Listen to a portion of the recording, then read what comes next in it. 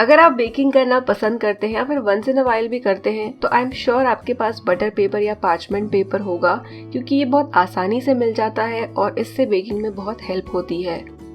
किसी दिन अगर आपको कपकेक्स बनाने पड़े और आपके पास सिर्फ पार्चमेंट पेपर या बटर पेपर हो तो आपको अलग से कपकेक लाइनर्स लाने की ज़रूरत नहीं है। बहुत ही आसानी से आप बटर पेपर या पार्चमेंट पेपर से इन्हें घर पर ही बना सकते हैं। पार्चमेंट पेपर का एक स्क्वायर कट कर लें।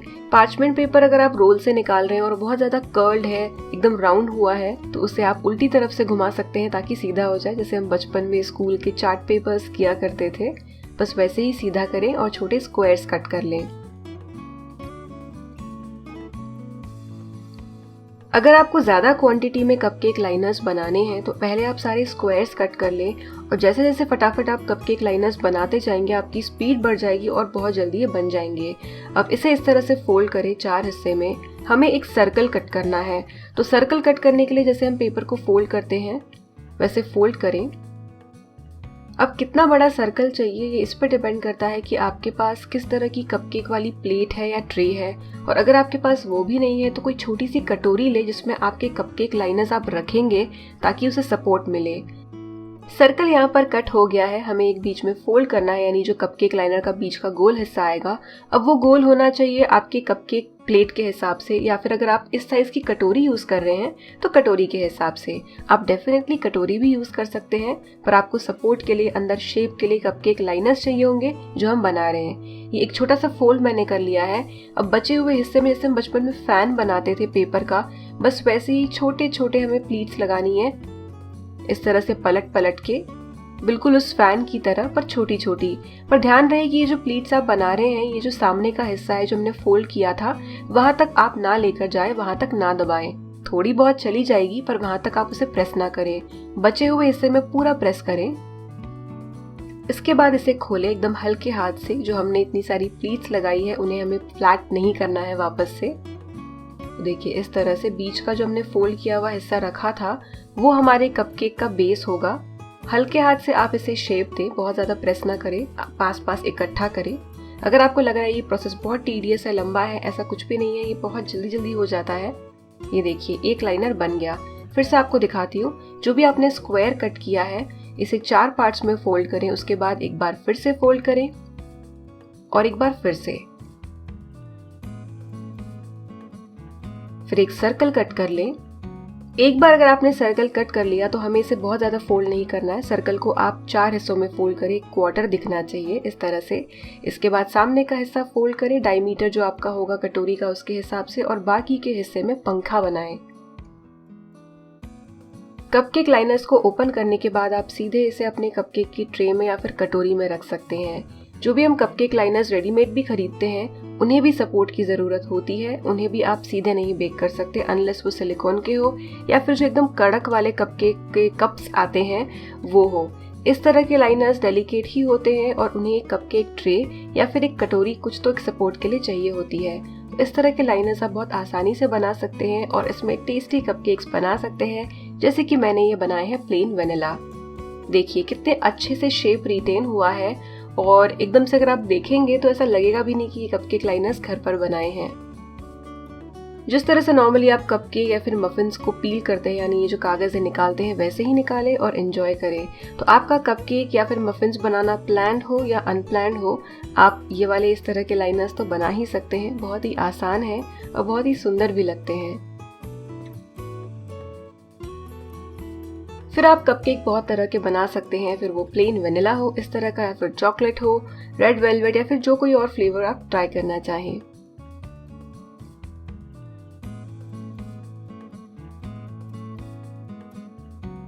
अगली टिप है भिंडी से रिलेटेड। यहाँ पर मेरे पास है भिंडी, तो सबसे पहले इसे मैं धोऊंगी अच्छे से और सुखाऊंगी। सुखाने के लिए आप एक कॉटन का कपड़ा यूज कर सकते हैं, थोड़ा फैला रहे, थोड़ा सा कपड़े से पोंछे, या फिर थोड़ी देर आप इसे पंखे के नीचे रख दे, ऐसे ही ये सूख जाएगी।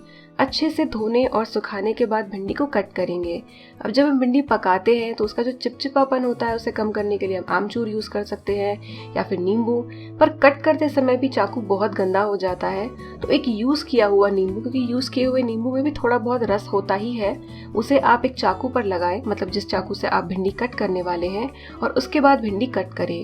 चिपचिपापन जो है थोड़ा सा ठीक रहेगा, बहुत ज़्यादा चाकू पर नहीं लगेगा। और कुछ भिंडी काटने के बाद फिर से लग जाता है तो आप नींबू से इसे रब कर सकते हैं, वापस से आपका चाकू क्लीन हो जाएगा और आपको भिंडी कट करने में आसानी होगी। जैसे जैसे आप भिंडी कट करते जाएंगे उतना ही चिपचिपा आपका चाकू होते जाएगा। तो ये जो यूज किया हुआ नींबू है इसे बीच बीच में रगड़ते रहे अपने चाकू पर और उसके बाद अपनी भिंडी कट करते रहे।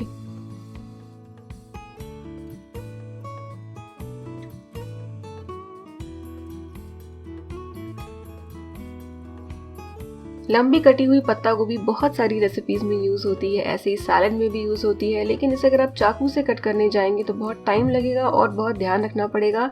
तो नॉर्मल आलू जो छीलने वाला पीलर होता है उसे भी ना यूज करें, एक पोटैटो स्लाइसर यूज करें। इससे क्या होगा कि जो भी आपकी पत्ता गोभी से टाइट पकड़ के आप साइड वेज अगर इस तरह से घिसेंगे तो बहुत अच्छी पतली आपको पत्ता गोभी छल्लों में कटी हुई मिलेगी और बहुत जल्दी ये काम हो जाएगा आपका और काफी आखिर तक आप पत्ता गोभी को इस तरह से कद्दूकस यानी ग्रेट कर पाएंगे। और ये देखिए अच्छे पतले पतले छल्ले बन गए हैं। अब जिस रेसिपी में यूज करना चाहें आप यूज कर सकते हैं। अप्लायंसेस, टीवी, स्पेशली किचन के अप्लायंसेस आजकल काफ़ी ज़्यादा डार्क कलर में आ रहे हैं जो बहुत सुंदर लगते हैं और इसके ऊपर ये अलग ही तरह की धूल बैठ जाती है जो कि थोड़े छोटी छोटी धागों की तरह नज़र आती है और कपड़े से अगर पोंछने जाओ तो कपड़े की धूल और उन पर लग जाती है। तो मुझे ये एक क्लॉथ मिला जो कि लिंट फ्री है, ऐसा इस पे लिखा हुआ था, इसलिए मैंने इसे काफ़ी ज़्यादा ट्राई कर लिया है ऑलरेडी और मैं आपके साथ शेयर कर रही हूँ कि इसे यूज़ करके आप बहुत आसानी से अपने मिक्सर को या ऐसे अप्लायंसेस को क्लीन कर सकते हैं जिसके ऊपर इस तरह की छोटी छोटी धूल बहुत ज़्यादा दिखती है और कपड़े से पोंछने के बाद भी वो नहीं जाती जबकि बढ़ जाती है। तो ये स्कॉच ब्राइट ब्रांड से है, उनके अलग अलग वाइप्स हैं। तो ये वाला जो है इसके लिंक मैं आपको वीडियो के डिस्क्रिप्शन बॉक्स में दे दूंगी और ये स्कॉच ब्राइट से स्पॉन्सर्ड वीडियो नहीं है।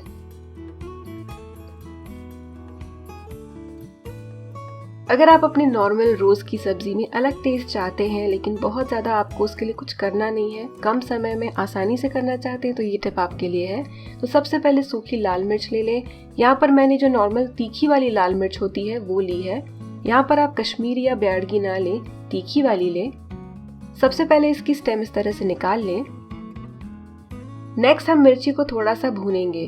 तो हल्की सी जो सीलन होती है मिर्ची में, जिस वजह से अगर आप इसे मोड़ेंगे ये टूटती नहीं है, वो सीलन निकल जाएगी, एक अच्छी खुशबू भी आ जाएगी। तो मीडियम आंच पर आप हल्का सा भुने, बहुत ब्राउन नहीं करना है, लाल जलाना नहीं है मिर्च को, बस वो हल्की सी करारी हो जाए। जब वो ठंडी हो जाए, ठंडी होने दें, उसके बाद मिक्सी में डालें और पल्स मोड पे या फिर स्लो मोड पे आप इसे दरदरा पीस लें। हमें इसकी बारीक पाउडर नहीं बनानी है, इस तरह की दरदरी पाउडर बनानी है। इस दरदरी पाउडर को आप अपने रेगुलर मसाले के डब्बे में रखें और जहाँ पर आप लाल मिर्च पाउडर यूज़ कर सकते हैं, सूखी सब्जी, पराठे, जहाँ पर भी एज अ चेंज आप इस मिर्च की पाउडर को यूज़ करें या फिर आप कॉम्बिनेशन भी कर सकते हैं, बहुत अच्छा स्वाद आएगा। जैसे कि एक सिंपल सी भिंडी की सब्जी मैं यहाँ पर बना रही हूँ। थोड़ा सा तेल और बारीक कटा हुआ लहसुन हल्का सा फ्राई करेंगे, फिर पतले कटे हुए आलू डालेंगे, हल्का सा नमक आलू के हिसाब से ताकि आलू में अच्छा स्वाद आए।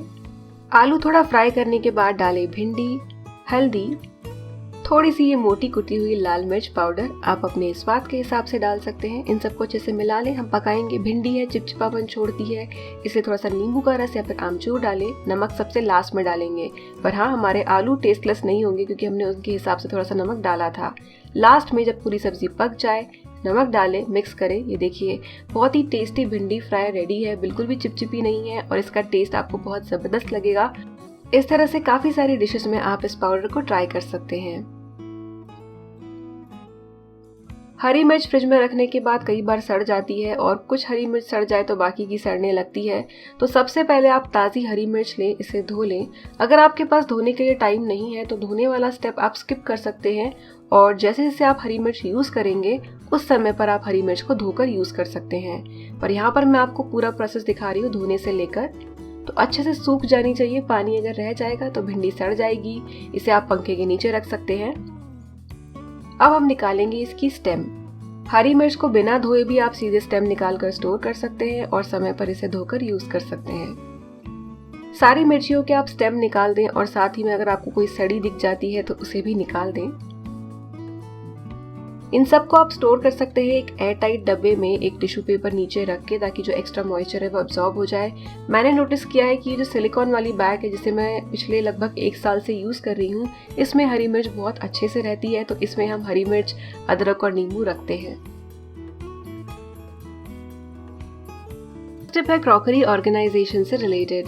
अगर आपके पास भी सिरेमिक के बर्तन हैं, प्लेट्स हैं और आप कंफ्यूज रहते हैं कि इन्हें अच्छे से स्टोर कैसे किया जाए, तो 2 चीज़ें हैं। अगर प्लेट्स है तो आप उन्हें एक के ऊपर एक स्टैक करके रख सकते हैं, और अगर आपका भी कंपार्टमेंट इस तरह का है कि ऊपर हाइट ज़्यादा है, ऐसे में अगर आप प्लेट स्टैक करेंगे तो ऊपर की काफ़ी सारी जगह वेस्ट हो जाएगी। प्लेट्स को हॉरिजॉन्टली ऑर्गेनाइज करने की जगह आप इस तरह के वर्टिकल ऑर्गेनाइजर्स यूज़ कर सकते हैं। ये वाले काफ़ी अच्छी क्वालिटी के हैवी हैं, और साइड में जो आप हिस्सा देख रहे हैं इसके ऊपर एक सॉफ्ट मटेरियल लगा है ताकि जो प्लेट्स है आपकी उसकी एजेस चिप ना हो। ज़्यादा प्लेट्स है तो आप ज़्यादा भी रख सकते हैं, कम है तो आप उन्हें थोड़ा सा लेटा कर ज़्यादा डायगोनल पोजीशन में रख सकते हैं ताकि वो स्लाइड ना हो। इस तरह से अगर आप ऑर्गेनाइज करेंगे तो आप वर्टिकल स्पेस को ज़्यादा यूज़ कर पाएंगे, प्लेट्स निकालना और रखना आसान होगा, और साथ ही में जो जगह है आपको एक्स्ट्रा मिल जाएगी। जैसे आप देख सकते हैं यहाँ पर कि जो लेफ्ट वाली स्पेस है अब वो खाली हो गई है और वहाँ पर और कुछ सामान रखा जा सकता है। नेक्स्ट टिप है बची हुई रोटी से रिलेटेड। हम बची हुई रोटी फ्राई करते हैं, डीप फ्राई, पर डीप फ्राई करने से टेस्टी तो वो लगती है, बट डीप फ्राई करना मतलब और ज़्यादा ऑयली खाना ऐसा हो जाता है। आप एक चीज़ कर सकते हैं, इसी तरह से आप रोटी को ट्रायंगल्स में कट करें और इन्हें एयर फ्राई करें, या फिर आप ओटीजी में बेक कर सकते हैं। तो एक पिज़्ज़ा कटर या फिर चाकू से आप इस तरह के ट्रायंगल्स कट कर लें। अगर आप रोटी पर बिल्कुल ही तेल नहीं लगाएंगे और ओटीजी में इसे बेक करेंगे या फिर एयर फ्राई करेंगे तो ये बहुत रूखी और ड्राई लग सकती है। तो आप हल्का सा ऑयल इस पर स्प्रे कर सकते हैं। इस तरह की स्प्रे बॉटल्स आजकल बहुत इजीली मिल जाती है। इससे क्या होगा कि एक पतली सी लेयर आपकी रोटियों पर ऑयल की आ जाएगी, ज़्यादा नहीं आएगी, और ये बहुत सूखे या ड्राई नहीं लगेंगे जब आप इन्हें बेक या फिर एयर फ्राई कर लेंगे। तो दोनों साइड पर फ्लिप करके मैंने थोड़ा सा ऑयल स्प्रे किया है। अब मैं इन्हें एयर फ्राई करने वाली हूँ। तो सबसे पहले मैंने नीचे एल्यूमिनियम फॉइल लगाई ताकि इसे साफ़ करने में बाद में आसानी हो, पर ये कोई ज़रूरी स्टेप नहीं है, ऑप्शनल है। इसके बाद इसमें सारी रोटियां मैं डाल रही हूँ। एक सिंगल लेयर बन नहीं सकती क्योंकि रोटी ज़्यादा है। तो ऐसे में आप क्या कर सकते हैं कि बीच में इसकी बास्केट निकाल कर एयर फ्रायर की रोटियों को मिक्स करें।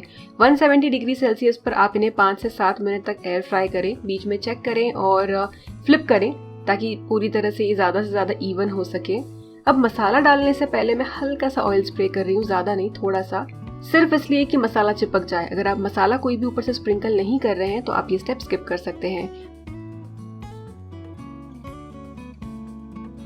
इस तरह के क्वार्ट्स के ऊपर लगने वाले हल्दी के दाग से रिलेटेड आप में से काफ़ी लोगों ने पूछा भी है, पहले भी मैंने एक वीडियो में दिखाया है इससे रिलेटेड, इसकी क्लीनिंग से रिलेटेड टॉपिक। यहाँ पर मैंने हल्दी और तेल मिलाकर खुद दाग लगाया है डेमोन्स्ट्रेशन के लिए। जब भी हल्दी का कोई दाग क्वार्ट्स पर लगता है तो पोंछने के बाद भी एक हल्का सा पीलापन रह जाता है। यहाँ ऊपर जो हल्दी और तेल की लेयर है उसे मैं साफ कर रही हूँ। इसे साफ करने के बाद भी एक पीलापन रह जाता है। कैमरे पर ये इतना नजर नहीं आ रहा है, पर सामने एक पीलापन है जो काफी ज्यादा नजर आ रहा है, और यही दाग हल्दी से या फिर मिर्ची से भी लग जाते हैं। तो मैंने पास्ट में सैवलॉन और मिस्टर मसल का भी स्प्रे यूज़ किया है। आज मैं सिर्फ का स्प्रे यूज़ कर रही हूँ। ये वीडियो स्पॉन्सर्ड वीडियो नहीं है। तो इस तरह के कोई भी स्ट्रॉन्ग किचन स्प्रे को यूज़ करके आप इस तरह के दाग क्लीन कर सकते हैं। स्प्रे करें, कम से कम 1 से 2 मिनट या फिर 10 मिनट आप इसे छोड़ दें। 10 मिनट सबसे बेस्ट होगा। इसके बाद जो नॉर्मल बर्तनों वाला स्क्रब होता है उस पर बर्तनों वाला लिक्विड लगाएं और हल्के हाथ से इसे स्क्रब कर लें। इस तरह से स्क्रब करने के बाद आप इसे पोंछ लें तो काफ़ी अच्छे से आपके जो दाग है ये निकल जाएंगे। सेम तरह से आप अपने क्वार्ट्स की रेगुलर क्लीनिंग के लिए इस तरह के लिक्विड यूज़ कर सकते हैं।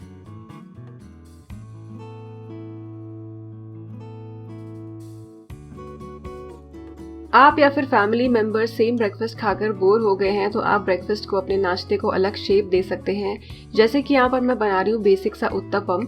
उत्तपम के मिक्सचर में यानी बैटर में मैंने डाला थोड़ा सा प्याज, टमाटर, नमक,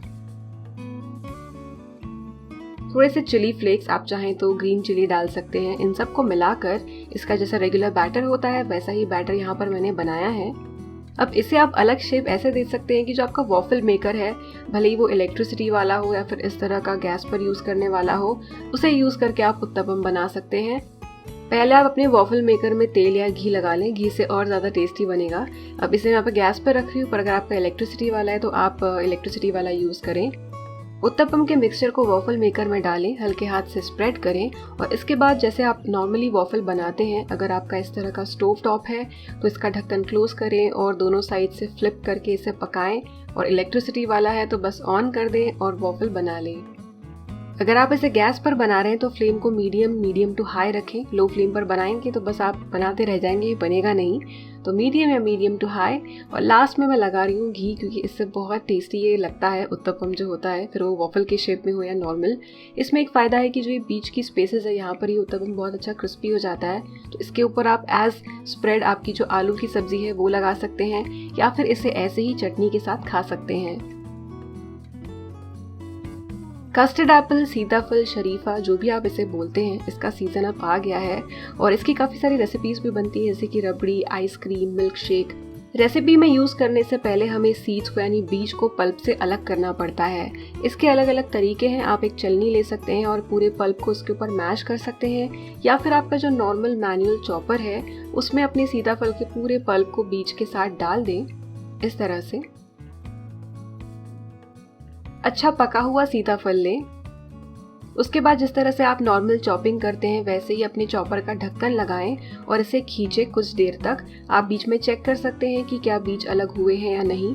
तो कोई फिक्स टाइम नहीं है, 10 से 15 सेकंड में भी ये हो जाएगा अगर अच्छे से पका हुआ सीताफल है। तो रेसिपी में यूज़ करने के लिए आपको पल्प चाहिए, बीज आप निकाल दें। वैसे रेसिपी में नहीं यूज़ करना हो, ऐसे ही खाना हो, तब भी आप पल्प अलग कर ही सकते हैं। पर स्पेशली जो रबड़ी, आइसक्रीम, कुल्फ़ी जो भी रेसिपीज़ होती हैं उनके लिए ये बहुत ही क्विक और आसान स्टेप है। चॉपिंग बोर्ड्स आजकल घरों में बहुत कॉमन है, आमतौर से वुडन यानी लकड़ी वाले होते हैं। अगर आप ऐसे एरिया में, ऐसे रीजन में रहते हैं जहाँ ह्यूमिडिटी ज़्यादा है, तो जो लकड़ी वाले चॉपिंग बोर्ड्स हैं उन्हें धोने के बाद वो जल्दी सूखते नहीं हैं। ऐसे में उनके ऊपर बैक्टीरिया हो सकता है या फिर फंगस, मोल्ड लग सकता है। ऐसे में आप स्टेनलेस स्टील का चॉपिंग बोर्ड यूज़ कर सकते हैं, क्योंकि इस पे चॉपिंग करने के बाद आप इसे धोकर पोंछ कर रख सकते हैं और कोई चिंता नहीं है कि मॉइस्चर या फिर नमी से ये खराब हो जाए। वैसे अगर आप ह्यूमिड एरिया में नहीं रहते हैं तब भी आप ये वाला चॉपिंग बोर्ड यूज़ कर ही सकते हैं, बट इन दैट केस आप बहुत ही कंफर्टेबली लकड़ी वाला भी यूज़ कर सकते हैं। स्टेनलेस स्टील के चॉपिंग बोर्ड पर भी स्क्रैचेस आते हैं, मिनिमल जितने वुडन वाले पर भी आते हैं, बट डेफिनेटली ये बेटर है प्लास्टिक से। और अगर आप नॉनवेज इस पर चॉप करते हैं तो वुडन बोर्ड पर जो बैक्टीरिया होता है वो काफ़ी अच्छे से जम जाता है, उसे निकालना आसान नहीं होता है, स्पेशली अगर आपके यहाँ धूप ना हो। तो ऐसे में आप ये इस तरह का बोर्ड यूज़ करेंगे तो आपको इसे धोकर सुखा कर रखने में भी आसानी होगी। टिप है पराठों से रिलेटेड। नॉर्मली प्लेन पराठे आमतौर से नाश्ते में खाए जाते हैं या फिर खाने के साथ भी हम खाते हैं। पराठे जैसे कि मेथी का पराठा, पालक का पराठा या फिर स्टफ्ड पराठे, इन सब में मसाला, मिर्च, ये सब चीज़ें होती है तो ये बहुत टेस्टी लगते हैं।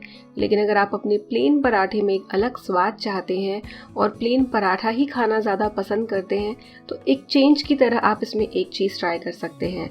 तो सबसे पहले जैसे आप पराठा बनाते हैं, फिर वो भले ही गोल हो, ट्रायंगल हो, स्क्वायर हो, उस पराठे को बना लें, सेक लें। सेकते समय घी या फिर तेल का यूज़ करें, इससे पराठे काफ़ी अच्छे बनते हैं। तेल से ज़्यादा सॉफ्ट बनेंगे, घी से ज़्यादा खस्ता बनेंगे। तो तेल या घी आप अपने टेस्ट के हिसाब से चूज़ करें। जब आपका पराठा गर्म होगा, यानी उसके ऊपर लगा हुआ तेल या फिर घी अभी भी उसमें एब्जॉर्ब नहीं हुआ होगा, तो आप इस पराठे के ऊपर डाल सकते हैं थोड़ा सा चाट मसाला। चाट मसाले की वजह से आपका जो हमेशा का प्लेन पराठा है ये काफ़ी टेस्टी लगेगा, आपको एक चेंज भी मिल जाएगा।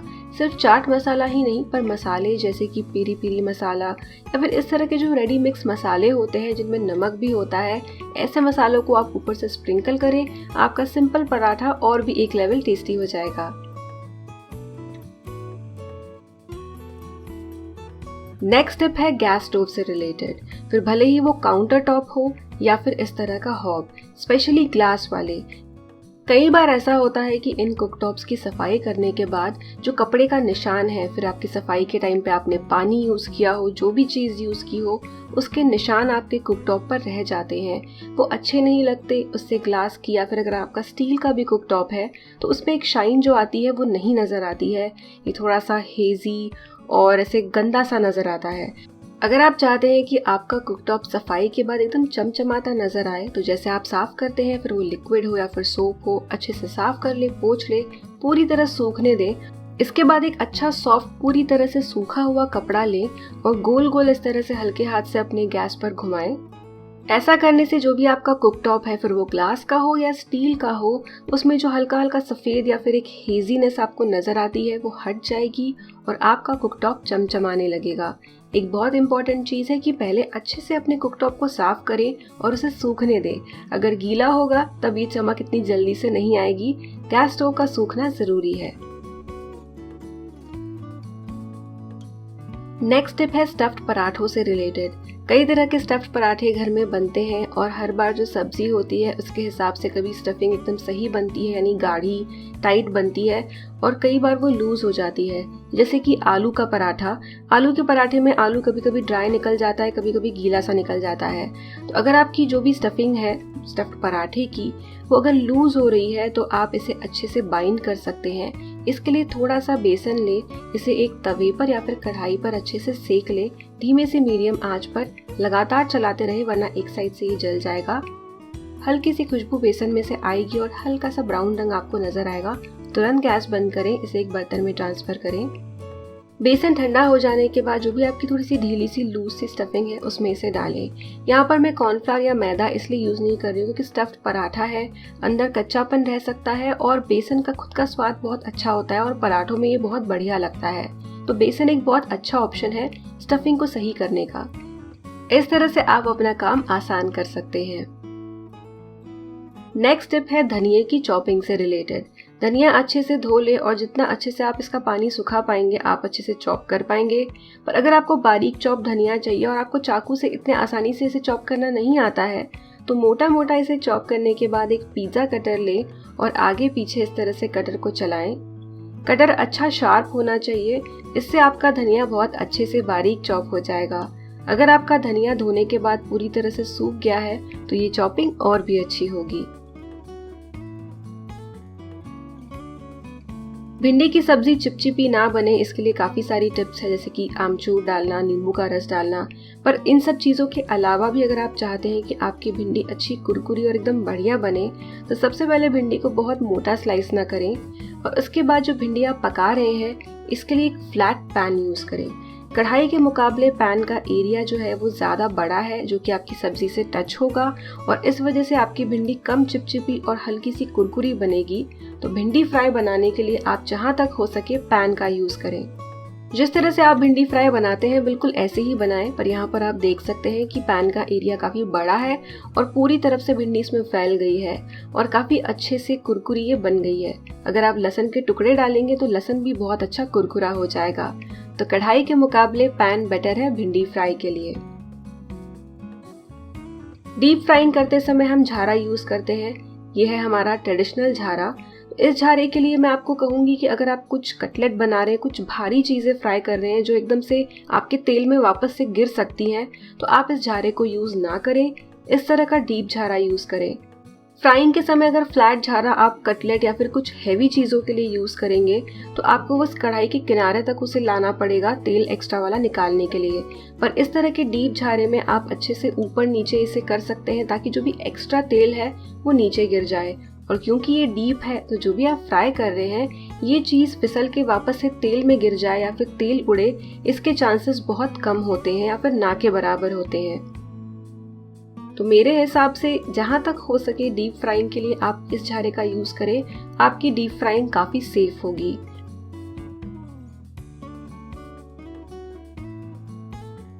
जब हमें ग्रेवी बनानी होती है तो नॉर्मली हम टमाटर और प्याज की अलग अलग तरह की ग्रेवी बनाते हैं और मिक्सर का यूज करते हैं। अगर आप बैचलर हैं या फिर किसी कारण से आपके पास मिक्सर नहीं है या फिर मिक्सर थोड़े समय के लिए खराब हुआ है या फिर घर में इलेक्ट्रिसिटी नहीं है, इनमें से अगर कोई भी कारण हो और आप चाहते हैं अच्छी सी ग्रेवी बनाना, तो आप इस तरह का एक कद्दूकस यानी एक ग्रेटर यूज कर सकते हैं और उसके ऊपर आप टमाटर को इस तरह से घिसें। साइड की तरफ से शुरू करें, इससे आपको टमाटर को घिसने में आसानी होगी और आपको एक बहुत अच्छा सा पेस्ट मिल जाएगा। एकदम मिक्सी जैसा तो नहीं होगा पर आप काफी अच्छी ग्रेवी इससे बना सकते हैं। इसी तरह से आप प्याज को भी घिस सकते हैं। प्याज को 2 टुकड़ों में काटें और साइड की तरफ से घिसना शुरू करें। अगर आप उल्टा प्याज रख देंगे तो आपको घिसने में दिक्कत आएगी। तो साइड से आखिर में जो एक लेयर है वो शायद आप ना घिस पाए, उसे आप बारीक चॉप कर सकते हैं। तो इस तरह से प्याज और टमाटर की आप ग्रेवी बना सकते हैं बिना मिक्सर के आसानी से। अगली टिप है मसाले के डब्बे से रिलेटेड। मसाले का ये डब्बा इंडिया की हर किचन में होता है, फिर वो नॉर्थ, साउथ, ईस्ट, वेस्ट कोई भी स्टेट हो। तो मसाले का जो डब्बा होता है इसमें मसाले हम रखते हैं, लेकिन कई बार ह्यूमिडिटी यानी नमी की वजह से ये मसाले खराब होने लगते हैं। क्या आपने कभी देखा है कि मिर्च पाउडर या फिर धनिया पाउडर में कुछ जाले की तरह लग रहा है? अगर आपको ये परेशानी हो रही है या फिर आप ऐसी जगह रहते हैं जहाँ ह्यूमिडिटी ज़्यादा है, तो आप अपने मसाले के डब्बे के ऊपर एक प्लास्टिक शीट रख सकते हैं। ये प्लास्टिक शीट कोई भी हो सकती है, किसी बड़े बिस्किट के पैकेट से या फिर किसी गेहूं या चावल के पैकेट से। तो एक प्लास्टिक कट कर ले और अपने मसाले के डब्बे पर लगाएं। इससे आपके मसाले का डब्बा काफ़ी हद तक एयर टाइट हो जाएगा। अब रोज के मसाले हम छोटे छोटे अलग अलग एयर टाइट डब्बे में तो रखेंगे नहीं, तो आप ये टिप फॉलो कर सकते हैं। अगली टिप है अंडा यानी एग बॉईल करने से रिलेटेड। जब भी आप एग बॉईल करते हैं तो शुरुआत में ही पानी में विनेगर यानी जो सिरका होता है सफ़ेद वाला वो यूज़ करें, या फिर आप उसकी जगह नींबू का रस डाल सकते हैं। तो 1 टीस्पून नींबू का रस या फिर सिरका आप पानी में मिलाएं और उसमें अंडा उबालें। ऐसा करने से अगर अंडा उबलते समय क्रैक भी होता है तो वो बाहर नहीं आएगा, लीक नहीं होगा, वो बहुत जल्दी सॉलिडिफाई हो जाएगा और क्रैक आने के बावजूद जो पानी है वो आपका क्लियर होगा। तो आप ये टिप ज़रूर ट्राई करें, खास तौर से अगर अंडा उबालते समय एक आध अंडा आपसे फूट जाता है और पूरा पानी खराब हो जाता है। बस बाकी आप जैसे नॉर्मली अंडा बॉईल करते हैं वैसे ही बॉईल करें। बस शुरुआत में विनेगर या फिर नींबू का रस डालना है। अंडे बॉईल होने के बाद ठंडा पानी चलाएं ताकि आपको उन्हें छीलने में आसानी हो, और काफ़ी अच्छे से आपको एकदम क्लीन हार्ड बॉइल्ड एग मिल जाएगा, बिना किसी क्रैक के, बिना किसी लीकेज के, और बिल्कुल भी वाटरी या फिर जिगली नहीं होगा। पुदीना बहुत जल्दी मुरझा जाता है। वैसे अगर आप इसे न्यूज़पेपर में या किसी पेपर में रखेंगे, पेपर बैग में रखेंगे रेफ्रिजरेटर में, तो ये काफ़ी अच्छा रहता है, बट फिर भी ये मुरझा जाता है। जैसा आप देख रहे हैं, इससे भी ज़्यादा मुरझाया हुआ पुदीना अगर आपके पास है, उसे फ्रेश करने के लिए एक बोल में ले पानी ठंडा होना चाहिए और उसमें आप ऊपर से 2 से 3 बर्फ़ की क्यूब्स डालें ताकि पानी और अच्छे से ठंडा हो जाए। हल्का सा इसे मिक्स करें। तो यहाँ पर है हमारे पास एकदम ठंडा ठंडा पानी और इसमें डालें पुदीना अच्छे से आप डुबा दें पानी में। अभी जो पुदीना है इसे आपने फ्रीजर में या फ्रिज में नहीं रखना है, इसे नॉर्मल बाहर काउंटर में रहने दें ठंडे पानी में 10 से 15 मिनट। पुदीना अपने आप एक अच्छा शेप ले लेगा और आपको दिखेगा ये काफ़ी ताज़ा हो गया है। ये कमाल की ट्रिक है, मैं काफ़ी समय से इसे यूज़ कर रही हूँ। ये काम करती है और आपको बहुत ही अच्छा फ्रेश पुदीना इससे मिल जाएगा। तो पुदीना अगर घर में मुरझा गया है तो आप ना मुरझाएं, इस टिप को ट्राई करें। नेक्स्ट टिप है सॉफ्ट आटा गूंदने से रिलेटेड। वैसे तो ये बहुत बेसिक टिप है, पर कई बार ये सवाल पूछा गया है, इसलिए मैं ये टिप इंक्लूड कर रही हूँ अलग से। रोटी का आटा सॉफ्ट बनाने के लिए सबसे पहले आटा ले। अगर आप नमक डालते हैं आटे में तो नमक डालें, वरना स्किप करें। आप ऑयल डाल सकते हैं 1 से 2 टीस्पून, पर अगर आप रोज ऑयल नहीं खाना चाहते हैं तो आप ये भी स्किप कर सकते हैं। पर ऑयल डालने से रोटी और ज़्यादा सॉफ्ट बनती है। स्पेशली अगर आपको इतनी आदत नहीं है और आपसे सॉफ्ट रोटी नहीं बनती है तो शुरुआत में आप तेल डालकर ट्राई करें। अब थोड़ा एक समय पर पानी डालें रूम टेम्परेचर और अच्छे से आटे को गूंदें इस तरह से। आटे को अच्छे से 5 मिनट गूंदें, इससे ज़्यादा गूंदने की ज़रूरत नहीं है। और आसानी हो गूंदने में, इसके लिए आप एक बड़ी परात या फिर आटे के हिसाब से एक बड़ा बोल लें। गूंदते जाएंगे तो आपका जो बोल है या परात है वो भी काफ़ी साफ हो जाएगी। अब इस पे थोड़ा सा तेल डालें और तेल लगाकर इसे ढक दें। ढकना बहुत ज़रूरी है। आटे को आप अच्छे से 10 से 15 मिनट रेस्ट करने दें। जब भी आप सब्जी बनाते हैं, कुछ भी बनाते हैं, तो ये स्टेप आप पहले कर दें और आटे को रख दें। ये 10 से 15 मिनट रेस्ट देने वाला काम ही आपके आटे को बहुत ज़्यादा अच्छा और सॉफ्ट बनाएगा। अब आटे को फिर से आप गूंदें जब तक कि आपको लग रहा है कि एकदम चिकना ना हो जाए। इसमें आपको 20 से 30 सेकेंड्स लगेंगे, ज़्यादा नहीं। और रोटी के आटे को आप बहुत ज़्यादा टाइट ना गूंदें, मीडियम सॉफ्ट या फिर कह लीजिए थोड़ा सा सॉफ्ट ही गूंदें, ताकि आपकी रोटियां अच्छी और नरम बने। ये देखिए आटा काफ़ी अच्छा और स्मूथ सरफेस वाला हो गया है। इसकी रोटियां बहुत ही अच्छी बनती हैं। तो जैसे आप जिस तरह से आपके घर में रोटी पकाई जाती है, फिर वो रोटी हो चपाती हो, बस वैसे ही बनाएं। और इसे पकाते वक्त भी आप बहुत ज़्यादा लो फ्लेम पर ना बनाएं, वरना रोटी ज़्यादा कड़क हो जाती है। तो इस तरह से आप सॉफ्ट रोटियां बना सकते हैं। पूरी बनाने के लिए कुछ सिंपल सी टिप्स है जो पास ऑन हो जाती है दादी से मम्मी, मम्मी से बेटी, या फिर हम अपने घर में नॉर्मली बड़े बुजुर्गों को बोलते हुए सुनते हैं। तो जैसे आप पूरी का आटा लगाते हैं, बस जो आप मसाला डालना चाहे प्लेन बनाएं वैसे ही बनाएं, और थोड़ी सी सूजी डालें, सूजी से एक अच्छा खस्तापन आएगा। और जो दूसरी ज़रूरी चीज़ है वो है कि आप आटा टाइट गूंदें, इसीलिए आप थोड़ा ही एक समय पर पानी डालें ताकि गलती से भी आपका जो पूरी का आटा है ये लूज़ ना हो जाए। अच्छा टाइट गूंदेंगे तो जो पूरी है वो हल्की सी खस्ता बनेगी, मतलब एक क्रिस्पीनेस आएगी आपकी पूरी में, और साथ में वो ज़्यादा तेल भी एब्जॉर्ब नहीं करेगी। पूरी के आटे को भी आप 5 से 10 मिनट रेस्ट करने दें, उसके बाद इसे गूंदें और इसकी लोइयाँ बना लें।